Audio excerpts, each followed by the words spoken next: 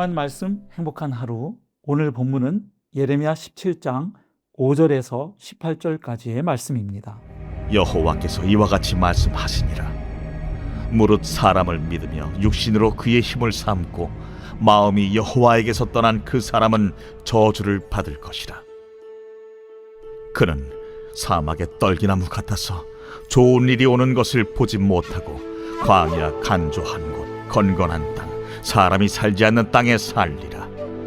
그러나 무릇 여호와를 의지하며 여호와를 의뢰하는 그 사람은 복을 받을 것이라. 그는 물가에 심어진 나무가 그 뿌리를 강변에 뻗치고 더위가 올지라도 두려워하지 아니하며 그 잎이 청청하며 가무는 해에도 걱정이 없고 결실이 그치지 아니함 같으리라.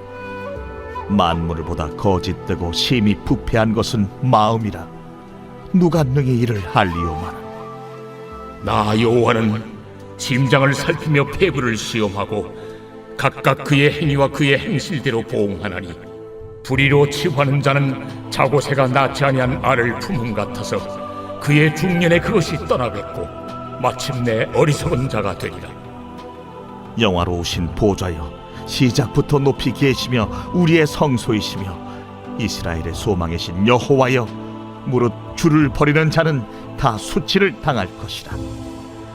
무릇 여호와를 떠나는 자는 흙의 기록이 되오리니 이는 생수의 근원이신 여호와를 버림이니이다.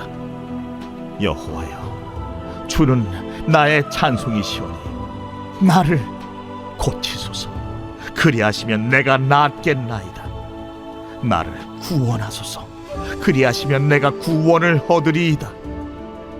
보라, 그들이 내게 이르기를 여호와의 말씀이 어디 있느냐, 이제 임하게 할지어다 하나이다. 사랑하는 성도 여러분, 우리는 매일 수많은 선택을 하며 살아갑니다. 그리고 그 선택의 중심에는 항상 신뢰라는 문제가 자리 잡고 있습니다. 내가 지금 무엇을 믿고 의지하는가? 이 질문은 단순히 삶의 스타일을 결정하는 문제가 아닙니다. 오늘 본문에서 예레미야 선지자는 우리가 무엇을 의지하느냐에 따라 우리의 영원한 운명이 갈라진다고 선언합니다.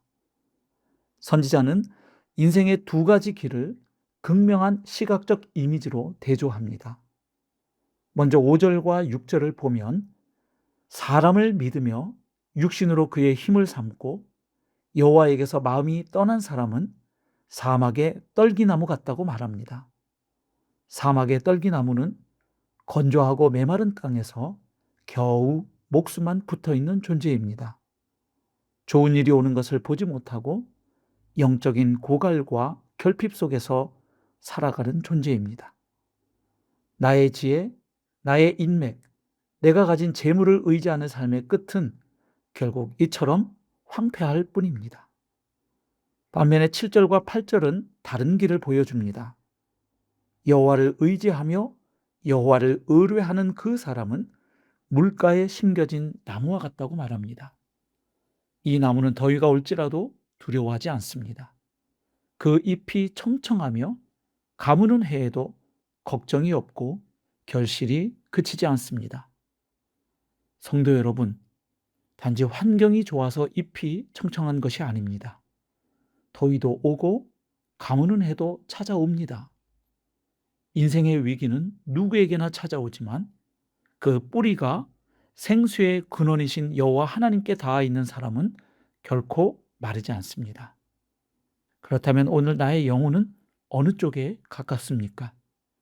사막의 떨기나무입니까? 아니면 물가에 심겨진 나무입니까?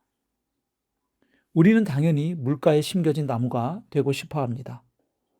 그런데 왜 자꾸만 하나님이 아닌 사람을 의지하고 세상의 헛된 것들에 마음을 빼앗길까요? 선지자는 그 이유를 인간의 깊은 내면에서 찾아냅니다. 9절 말씀입니다. 만물보다 거짓되고 심히 부패한 것은 마음이라. 누가 능히 이를 알리오마는. 성경이 진단하는 인간의 상태는 단순히 행동의 실수나 환경의 탓이 아닙니다. 인간 존재의 중심이 되는 우리의 마음 자체가 완전히 오염되었다는 것입니다. 여기서 부패했다는 말은 히브리어로 아나쉬인데 이는 의학적으로 치유가 불가능한 불치병을 의미합니다. 인간은 스스로의 힘으로 이 부패한 마음을 고칠 수 없습니다. 내가 얼마나 타락했는지 그 깊이조차 스스로 깨닫지 못합니다. 누가 능히 이를 알리요. 그러나 10절은 선언합니다. 여호와는 심장을 살피시며 폐부를 시험하시고 각각 그 행위와 행실대로 보응하시나니. 하나님은 우리의 포장된 겉모습이 아니라 아무도 보지 않는 내면의 동기와 깊은 죄악까지 정확하게 꿰뚫어 보시는 분이십니다.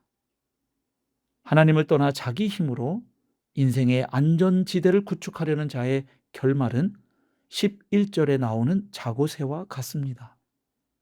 자고새는 다른 새가 낳은 알을 가져다가 품는 버릇이 있다고 합니다. 하지만 알에서 깨어난 새끼들은 이내 진짜 어미를 찾아 날아가 버립니다. 불의로 재물을 모으고 하나님 없이 쌓아올린 성공은 결국 중년에 그것을 잃어버리고 영적인 미련한 자가 될 뿐입니다. 생수의 근원이신 여호와를 버린 자들의 이름은 영원한 생명책이 아니라 바람 한 번 불면 흔적도 없이 사라질 흙에 기록될 뿐입니다.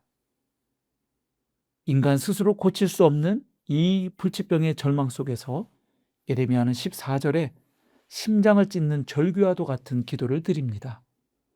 여호와여, 주는 나의 찬송이시오니 나를 고치소서. 그리하시면 내가 낫겠나이다. 나를 구원하소서. 그리하시면 내가 구원을 얻으리이다. 예레미야는 알았습니다. 내 힘으로는 안 됩니다. 오직 주님이 고쳐주셔야만 내가 나을 수 있습니다. 이 예레미야의 부르짖음에 대한 하나님의 최종 응답이 바로 우리 주 예수 그리스도이십니다. 구약의 백성들은 마음이 부패하여 율법을 지킬 수 없었습니다. 할례받지 못한 마음으로는 하나님의 법을 지켜낼 수 없는 법이지요. 그래서 하나님은 이 불취의 마음을 근본적으로 수술하시기 위해 새 언약의 중보자이신 예수님을 이 땅에 보내셨습니다. 예수님은 우리의 부패한 심령을 고치기 위해 친히 십자가 위에서 물과 피를 다 쏟으셨습니다. 우리가 생수의 근원이신 하나님을 버리고 사막의 떨기나무처럼 되었을 때 예수님은 십자가 위에서 내가 목마르다 외치시며 우리가 받아야 할 사막의 저주와 갈증을 대신 담당하셨습니다. 우리의 이름이 심판의 흙에 기록되지 않도록 주님은 자신의 이름을 고난과 수치 속에 내어주셨고 대신 우리의 이름을 하늘의 생명책에 새겨주셨습니다. 그리스도의 십자가를 믿고 의지할 때 성령님은 우리 안에 찾아오셔서 딱딱하고 굳은 부패한 마음을 제거하시고 부드러운 새 마음과 새 영을 부어주십니다. 이제 예레미야는 15절부터 18절에서 주변의 조롱과 재앙의 날 앞에서도 낙심하지 않고 여호와를 자신의 피난처로 삼아 담대히 나아갑니다. 세상은 하나님을 믿는 우리를 향해 하나님의 말씀이 어디 있느냐 조롱할지 모릅니다. 그러나 이미 그리스도 예수 안에서 마음의 고침을 받고 생수의 근원에 연결된 사람들은 흔들리지 않습니다. 우리는 본질상 사막의 떨기나무처럼 말라 죽을 수밖에 없는 존재였습니다. 그러나 예수 그리스도의 은혜로 말미암아 신학가에 심겨진 생명나무가 되었습니다.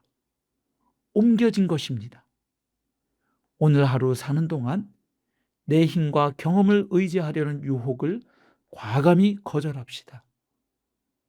영적으로 메마를 때마다 세상의 우물을 기웃거리지 말고 오직 나를 고치소서, 그리하시면 내가 낫겠나이다 라는 고백으로 주님의 십자가 앞에 나아갑시다. 생수의 근원이신 예수 그리스도께 믿음의 뿌리를 깊이 내림으로 어떤 더위나 가뭄 속에서도 청청한 잎사귀를 내며 풍성한 열매를 맺는 복된 성도님들이 되시기를 주님의 이름으로 축복합니다. 오늘의 적용 질문입니다. 첫째, 최근 내가 하나님보다 더 신뢰하고 의지했던 사람이나 세상의 스펙은 무엇인가요? 그것이 내 영혼을 사막의 떨기나무처럼 메마르게 하지는 않았는지 돌아봅시다. 둘째, 내 힘으로 고치려 노력해도 잘 고쳐지지 않는 고질적인 습관이나 마음의 태도는 무엇입니까? 참된 의사이신 예수님의 십자가 앞에 나아가 그 문제를 온전히 맡기고 있습니까? 셋째, 삶의 더위나 가무는 해처럼 경제적 위기와 관계의 갈등, 건강의 위기가 찾아왔을 때 나는 예레미야처럼 하나님을 나의 유일한 피난처로 삼고 기도의 자리로 나아가고 있습니까? 오늘의 기도입니다. 함께 기도하겠습니다.